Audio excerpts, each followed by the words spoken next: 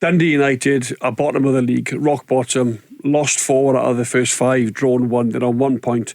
But you look at other managers in the league, Malky Mackay last season had a poor start. They stuck with him. Look where he ended up finishing in the top 6.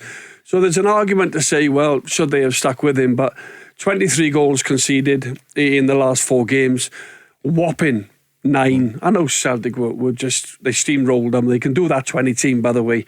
But, to concede 9 in one game, 7 to Alkmaar, and then 4, to Hearts. It's, and he never really seemed to, he knew where the problem was, but he's got to show up defensively. So I don't like to see any managers, get the bullet. But you're not surprised? I'm not surprised after the start, but maybe they may well have given him a little bit more time. Stephen Craigan, a month ago we kicked off the season, and the night before it we kicked off this programme, and Graham Alexander from your old club, he was out the door even before a ball was kicked in earnest in the league, but we know they had the 2 terrible results in Europe. How long should a manager get now? Well, it seems to be getting shorter and shorter, Paul. We can't get away from that. I don't necessarily agree with Jack being sacked. However, I understand the reasons behind it.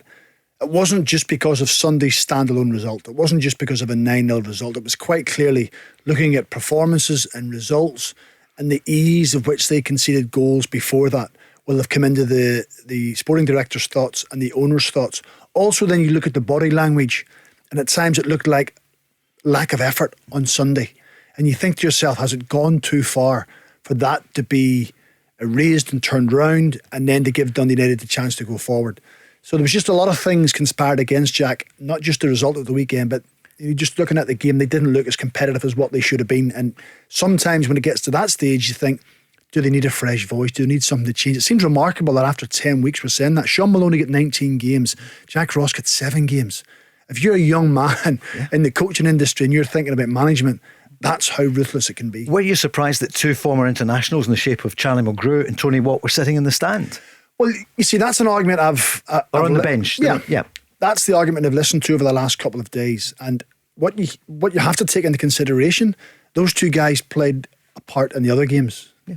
So it's not as if they've been immune from this squad and they've just suddenly appeared. They've been part of it. And I'm not finger pointing them out. You've asked the question. Sure. So the manager has the right to pick the team that he thinks can win the game, who he thinks can make an impact in the game. I think he said he made the changes because he wanted a bit of energy, he wanted a bit of a pace in the team.